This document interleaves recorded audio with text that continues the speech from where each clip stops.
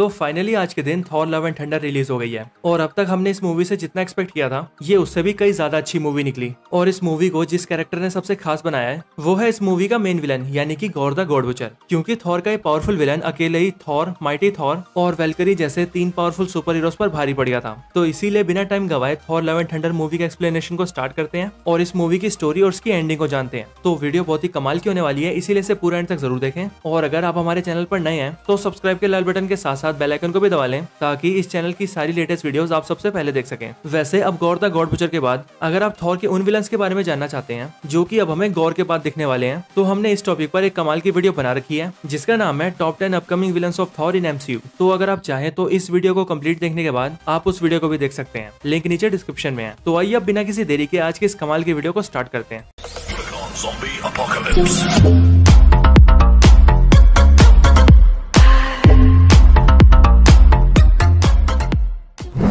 तो इस मूवी की शुरुआत होती है गॉर के प्लेनेट से, जहां पर हम गॉर और उसकी बेटी को देखते हैं। यहीं पर हमें पता लगता है कि गॉर के प्लेनेट के सारे लोग भूख और प्यास से मर चुके हैं और अब सिर्फ गॉर की बेटी बची है जो कि गॉर की आंखों के सामने ही, लेकिन अब वो भी भूख से अपनी जान दे देती है। लेकिन गॉर अब भी गॉड से प्रार्थना कर रहा होता है और उनसे दुआ मांग रहा होता है कि वो ये सब ठीक कर दें। पर तभी गॉर को एक जंगल से कुछ आवाजें आती है, जिसके बाद जब गॉर आवाज का पीछा करते हुए वहां तक जाता है तब वहां पर उसे एक गोल्डन कलर का फ्लावर गॉड दिखता है। लेकिन इस गोल्डन गॉड के सामने ही गॉर को एक ब्लैक गॉड भी दिखता है जिसके पास ही रखी होती है नेक्रोसॉर्ड। इसके बाद ही गॉर जैसी गोल्डन गॉड को देखता है तब वो उसके सामने अपना सिर झुकाता है और उससे प्रार्थना करने लगता है। जिसके बाद वो गोल्डन गॉड गॉर को बताता है कि मैं बहुत शक्तिशाली हूँ और मैंने इस ब्लैक गॉड को मारा है जो ब्लैक गॉड इस ऑल ब्लैक नेक्रोसॉर्ड का विल्डर था। इसके बाद वो गोल्डन गॉड नेक्रोसॉर्ड के बारे में बोलते हुए कहता है कि ये नेक्रोसॉर्ड दुनिया में तब से एग्जिस्ट करती है जब से इस ब्रह्मांड का क्रिएशन भी नहीं हुआ था और ये समय समय पर अपने यूजर को चुनती आई है। लेकिन ये स्वॉर्ड एक श्रापित स्वॉर्ड है जो कि जिसके हाथों में भी जाती है उसे भी श्रापित कर देती है। इसके बाद गॉर उस गोल्डन गॉड की पूजा करने लगता है और उसकी प्रार्थना करते हुए उससे कहता है, हे गॉड, हमें आपकी जरूरत है,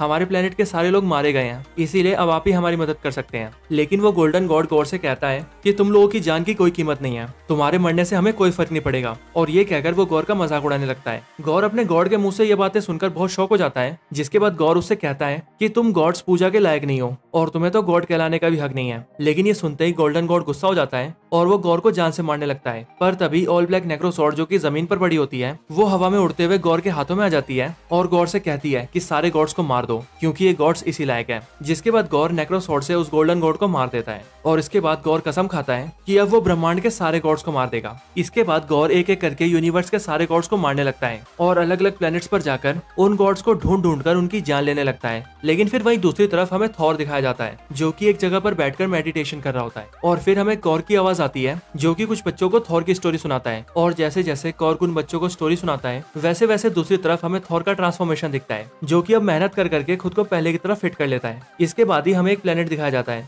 जहाँ पर कुछ मॉन्स्टर्स हमला कर देते हैं और उन्हीं मॉन्स्टर्स का सामना गार्डियंस ऑफ द गैलेक्सी कर रहे होते हैं। लेकिन जब गार्डियंस अकेले उन्हें नहीं हरा पाते तब वो वहाँ पर थॉर को बुलाते हैं। जिसके बाद थॉर वहाँ पर आते ही उन सभी मॉन्स्टर्स को अकेले ही मार देता है। लेकिन जैसे ही वो उन सभी मॉन्स्टर्स को मारकर उस प्लेनेट से जाने लगते हैं तभी पीटर क्विल को अलग अलग प्लेनेट से मैसेज आने लगते हैं और फिर उन सभी को पता लगता है कि एक ऐसा कैरेक्टर है जो कि यूनिवर्स के सारे गॉड्स को मार रहा है। और फिर जब वो लोग उन मैसेजेस को देखते हैं तो वहीं पर थॉर को अपनी दोस्त लेडी सिफ दिखती है। जिसके बाद थॉर ये फैसला करता है कि उसे गार्डियंस ऑफ द गैलेक्सी की टीम से अलग हो जाना चाहिए और उन दोनों को अलग अलग जाकर यूनिवर्स के गॉड्स की हेल्प करनी चाहिए। और फिर यहीं पर थॉर ये फैसला करता है कि वो अपनी दोस्त लेडी सिफ के पास जाएगा। जिसके बाद थॉर अपने दोस्त कॉर्क के साथ उस प्लेनेट पर पहुंच जाता है जहां पर उसे फेलिगर द बेहेमोथ की लाश दिखती है और उसी प्लेनेट पर लेडी सिफ भी होती है जो कि गॉड बुचर और उसकी आर्मी से लड़ते हुए अपने एक हाथ को गवा चुकी होती है। इसके बाद यहीं पर लेडी सिफ थॉर को गॉर द गॉड बुचर के बारे में सब कुछ बताती है और उससे कहती है कि अब वो न्यू एस्गार्ड पर हमला करने गया है और वहां जाकर अब वो सारे गॉड्स को मारना चाहता है। और फिर ये सुनते ही थॉर वहां से सीधे न्यू एस्गार्ड पर जाता है।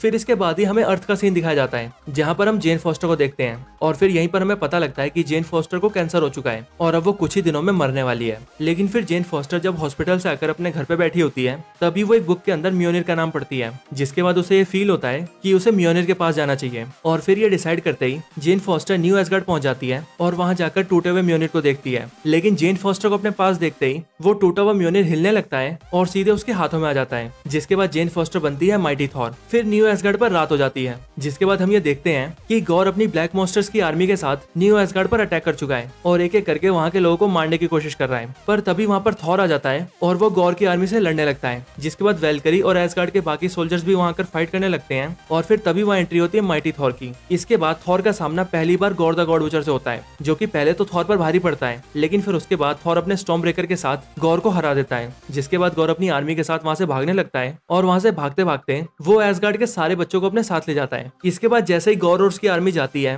वैसे ही थॉर जेन फॉस्टर से मिलता है और वो उससे इन सब के बारे में पूछता है कि उसने म्योनिर को कैसे उठाया। जिसके बाद वो थॉर को कहती है कि बस मुझे म्योनिर की याद आई और मैं यहाँ पर आ गई। फिर इसके बाद यहीं पर हमें फ्लैशबैक दिखता है, जहाँ से हमें पता लगता है कि थॉर और जेन फॉस्टर काफी सालों पहले साथ रहा करते थे और उसी बीच थॉर ने एक बार अपने म्योनिर से ये कहा था कि मेरे प्यारे दोस्त म्योनिर, तुम हमेशा जेन का ख्याल रखना। और थॉर के ये वर्ड्स म्योनिर के लिए एन्चेंटमेंट बन गए, जिस एन्चेंटमेंट को म्योनिर ने अपने अंदर स्टोर कर लिया। और फिर इसी वजह से जब जेन फॉस्टर म्योनिर के पास आई, तब म्योनिर ने यह जान लिया कि जेन की जान खतरे में है और अपने एन्चेंटमेंट के अकॉर्डिंग उसने जेन के हाथों में आकर उसकी जान बचा ली।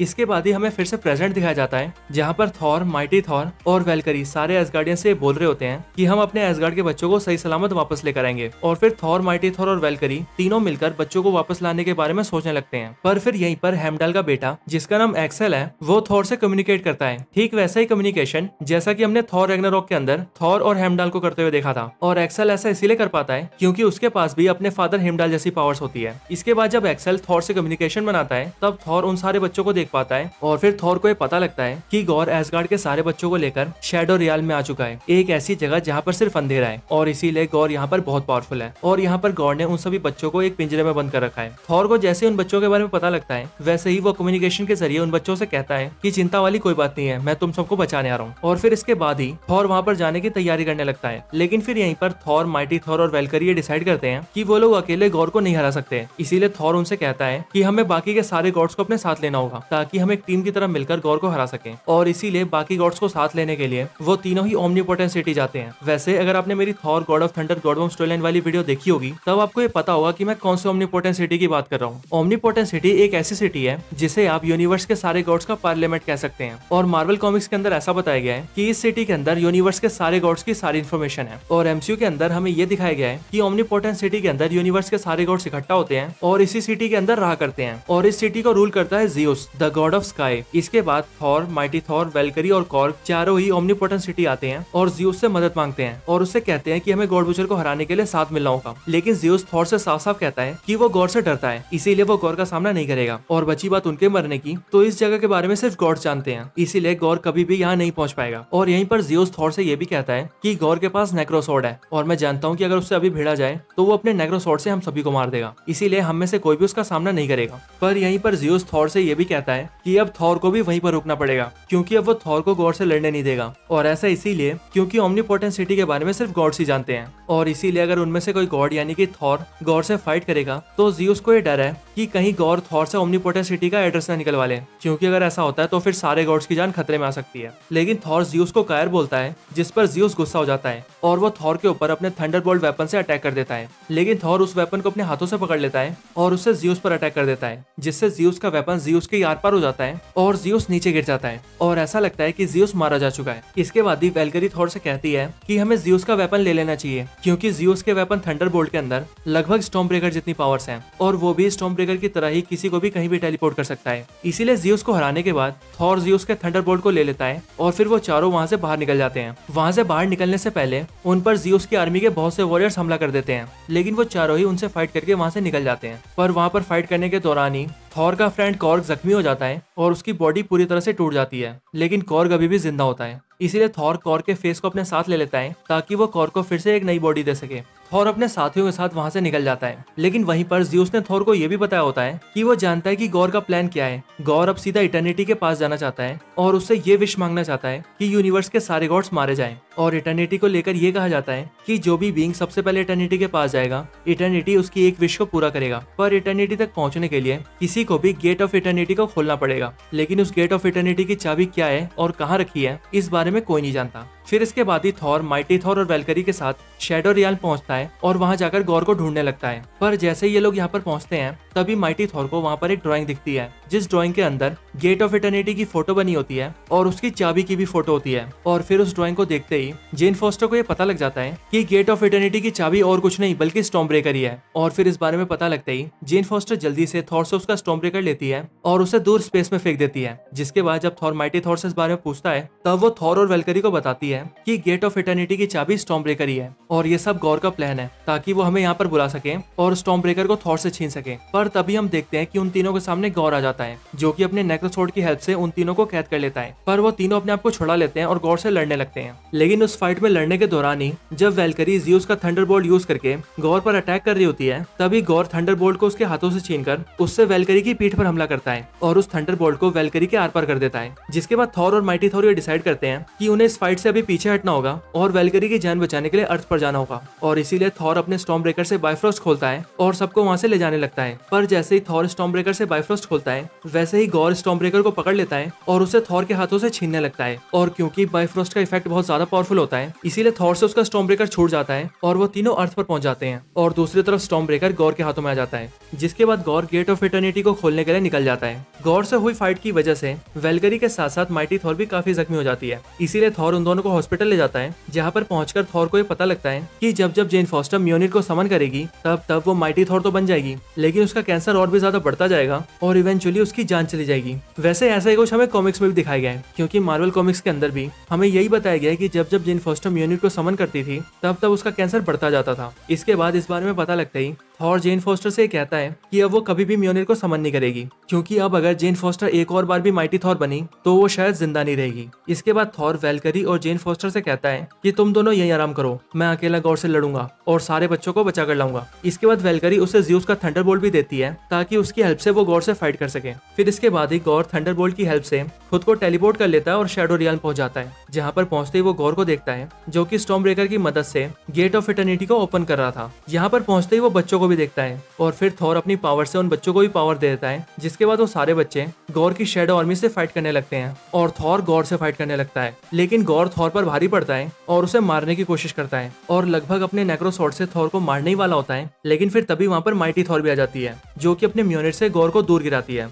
इसके बाद थॉर और माइटी थॉर दोनों मिलकर गॉर का सामना करते हैं और किसी तरह गॉर के नेक्रोसॉर्ड को तोड़ देते हैं। जिसके बाद गॉर के नेक्रोसॉर्ड के टूटते ही गॉर की सारी पावर्स चली जाती है। लेकिन तब तक हम देखते हैं कि गॉर गेट ऑफ इटर्निटी को खोलने में कामयाब हो गया था और उसने सक्सेसफुली उस गेट को खोल दिया था। लेकिन जेन फॉस्टर के आखिरी बार थॉर बनने की वजह से उसकी हालत बहुत ज्यादा बुरी हो जाती है, इसीलिए वो मरने की हालत में आ जाती है। लेकिन दरवाजा खुलता हुआ देखते ही गॉर वहां से इटर्निटी के पास जाता है जिसे देखकर जेन फॉस्टर थॉर से कहती है कि उसे पहले जाकर गॉर को रोकना चाहिए। इसके बाद थॉर अपना स्टॉर्म ब्रेकर उन बच्चों को देता है और वहां पर हेमडाल के बेटे से कहता है कि बाइफ्रोस्ट को ओपन करके सारे बच्चों को न्यू एसगार्ड ले जाओ। और थॉर के बोलते ही वो सारे बच्चे वहां से न्यू एसगार्ड पहुंच जाते हैं। लेकिन वहीं दूसरी तरफ गॉर इटर्निटी के पास पहुंच जाता है और जैसे ही गॉर उस दरवाजे के पार जाता है वैसे ही गॉर, थॉर और जेन फॉस्टर तीनों ही इटर्निटी के पास आ जाते हैं। पर जैसे ही गॉर इटर्निटी के आगे जाता है वैसे ही पीछे से थॉर उसे रोकने की कोशिश करता है और गॉड से कहता है कि प्लीज सारे गॉड्स को मत मारो क्योंकि इस तरह सारे गॉड्स को मारकर अपना बदला लेने से तुम्हें कभी भी शांति नहीं मिलेगी। इसीलिए तुम अपनी विश से गॉड्स को मारने की बजाय अपनी बेटी को भी जिंदा कर सकते हो। इसीलिए मैं तुमसे कहूंगा कि सारे गॉड्स को मारने की बजाय तुम अपनी बेटी को जिंदा कर लो। गौर ये सुनकर ऐसा ही करता है और क्योंकि गौर अपनी बेटी से बहुत प्यार करता है इसीलिए वो इटर्निटी से विश मांगता है कि वो उसकी बेटी को जिंदा कर दे। जिसके बाद ऐसा ही होता है, गौर की बेटी जिंदा हो जाती है और उसके सामने खड़ी हो जाती है। लेकिन वहीं दूसरी तरफ जेन फॉस्टर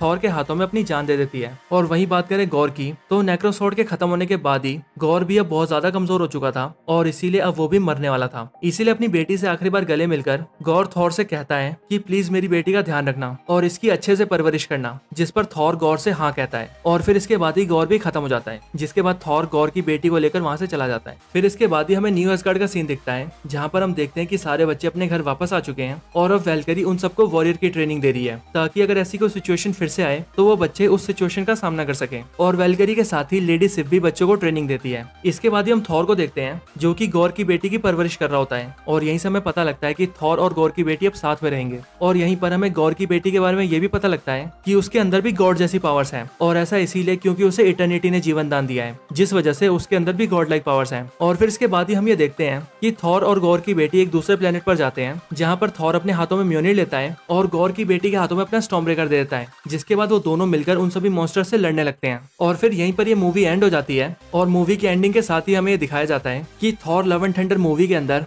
थंडर थॉर को रिप्रेजेंट करता है और लव गॉर की बेटी को। तो यहीं पर ये मूवी एंड होती है। वैसे इस मूवी के अंदर 2 क्रेडिट सीन्स हैं, एक मिड क्रेडिट सीन और दूसरा पोस्ट क्रेडिट सीन। तो अगर इस वीडियो पर रिस्पॉन्स अच्छा आता है और आप सभी मुझे क्रेडिट सीन्स के ऊपर वीडियो बनाने के लिए बोलते हैं, तो मैं कल थॉर लव एंड थंडर के क्रेडिट सीन्स के ऊपर वीडियो जरूर बनाऊंगा, जिसके अंदर मैं इस मूवी का मिड क्रेडिट सीन और पोस्ट क्रेडिट सीन को एक्सप्लेन करूंगा। तो अगर आपको वो वीडियो चाहिए तो कमेंट जरूर करना। तो बस आज की इस वीडियो के अंदर इतना ही। अगर आपको ये वीडियो अच्छी लगी हो तो आप हमारी top 10 upcoming villains of Thor in MCU वाली वीडियो भी चेकआउट कर सकते हैं, जिस वीडियो के अंदर हमने उन 10 विलन्स की बात की है जो कि अब हमें गॉर द गॉड बचर के बाद दिखेंगे। और अगर आपको वो वीडियो अच्छी लगे तो आप हमारी top 10 upcoming villains in MCU, top 10 super heroes who can defeat Thor, Stormbreaker versus म्योनिर और Thor god of thunder god bomb story line जैसी कमाल की वीडियोस देख सकते हैं। मैं इन सभी वीडियोस का लिंक डिस्क्रिप्शन में भी दे दूंगा, तो अगर आप इंटरेस्टेड हो तो चेकआउट जरूर करना। तो इस वीडियो को यहीं पर एंड करते हैं। ये वीडियो अच्छी लगी हो तो इसे लाइक जरूर करें, चैनल को सब्सक्राइब नहीं किया तो भी सब्सक्राइब करें। मैं आपसे मिलता हूँ ऐसी किसी और बेहतरीन वीडियो में, तब तक के लिए गुड बाय।